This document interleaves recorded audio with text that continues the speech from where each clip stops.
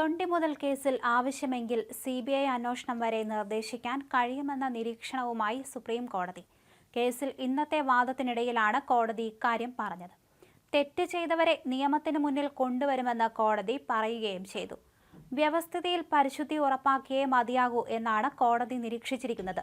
തൊണ്ടിമുതലിൽ കൃത്രിമം കാണിച്ചെന്നും കേസ് ഗുരുതരമാണെന്നും സംസ്ഥാന സർക്കാർ സുപ്രീം കോടതിയിൽ സത്യവാങ്മൂലം നേരത്തെ സമർപ്പിച്ചിരുന്നു. എന്നാൽ ഇന്നത്തെ വാദത്തിൽ നിലപാട് മയപ്പെടുത്തിയ സംസ്ഥാന സർക്കാരിനെ സുപ്രീം കോടതി തിരുത്തുകയായിരുന്നു.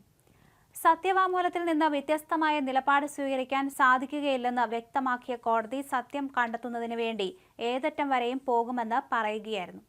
കേസിൽ ആന്റണി രാജു നൽകിയ ഹർജിയിൽ വാദം കേൾക്കൽ പൂർത്തിയായിരിക്കുകയാണ്. ജസ്റ്റിസ് CT രവികുമാർ അധ്യക്ഷനായ ബെഞ്ച് വിധി പറയാൻ മാറ്റിയിട്ടുണ്ട്.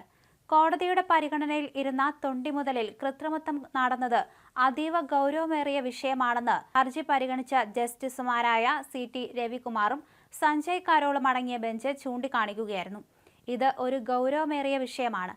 ഇത്തരം സംഭവങ്ങളിൽ കോടതി ഇടപെട്ടില്ല എങ്കിൽ ഇനി ഇത് പലരും ആവർത്തിക്കും. അവർക്കെല്ലാം ഇതൊരു പ്രചോദനമാകും. അതുണ്ടാകാൻ പാടില്ല എന്നാണ് CT രവികുമാർ അഭിപ്രായപ്പെട്ടത്.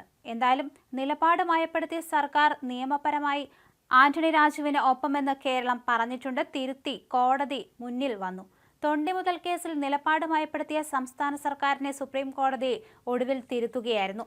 സുപ്രീം കോടതിയിൽ ഫയൽ ചെയ്ത ഹർജിയിൽ ആന്റണി രാജുവിനെതിരെ ശക്തമായ നിലപാട് സ്വീകരിച്ച സംസ്ഥാന സർക്കാർ ഇന്ന് കോടതിയിൽ നിലപാട് മയപ്പെടുത്തി.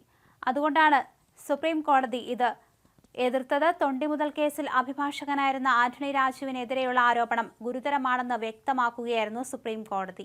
കേസിലെ പുനരന്വേഷണത്തെ സർക്കാർ സത്യവാങ്മൂലത്തിൽ പിന്താങ്ങുകയും ചെയ്തിരുന്നു. എന്നാൽ കേസിന്റെ നിയമപരമായ വശങ്ങളിൽ ആന്റണി രാജുവിനൊപ്പമാണെന്ന് സംസ്ഥാന സർക്കാരിന്റെ സീനിയർ അഭിഭാഷകൻ PV ദിനേശ് കോടതിയിൽ വാദിച്ചു. അതേസമയം കേസിലെ വസ്തുതാപരമായ കാര്യങ്ങളിൽ ആന്റണി രാജുവിന്റെ വാദത്തോട് യോജിക്കുന്നില്ലെന്നും അദ്ദേഹം കോടതിയിൽ ചൂണ്ടിക്കാണിച്ചു.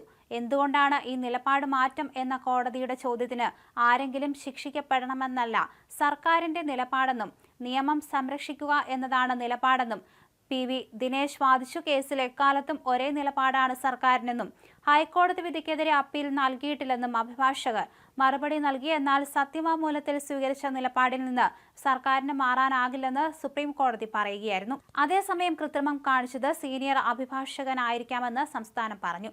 1990 ഏപ്രിൽ 4-ന് തിരുവനന്തപുരം വിമാനത്താവളത്തിൽ ലഹരിമരുന്ന് കേസിൽ പിടിയിലായ ഓസ്ട്രേലിയൻ പൗരനെ ശിക്ഷയിൽ നിന്ന് രക്ഷപ്പെടുത്താൻ തൊണ്ടിമുതലായ അടിവസ്ത്രത്തിൽ കൃത്രിമം കാട്ടിച്ചത് ആന്റണി രാജുവിന്റെ സീനിയർ അഭിഭാഷകൻ ആയിരിക്കാമെന്ന് സംസ്ഥാന സർക്കാർ പറയുകയുണ്ടായി. 2012-ലെ പോലീസ് റിപ്പോർട്ടിനെ ഉദ്ധരിച്ചാണ് ഇക്കാര്യം പറയുന്നതെന്നും സീനിയർ അഭിഭാഷകൻ കോടതിയിൽ അറിയിച്ചു. സാധാരണ സീനിയർ അഭിഭാഷകർ നിർദ്ദേശിക്കുന്നത് ചെയ്യാൻ വിധിക്കപ്പെട്ടവരാണ് ജൂനിയർ അഭിഭാഷകർ. തൊണ്ടിമുതലായ അടിവസ്ത്രം കോടതിയിൽ നിന്ന് ആന്റണി രാജു സ്വീകരിച്ചത് സീനിയർ അഭിഭാഷക നിർദ്ദേശിച്ചതുകൊണ്ടാകാമെന്നും അഭിഭാഷകൻ വാദിച്ചു.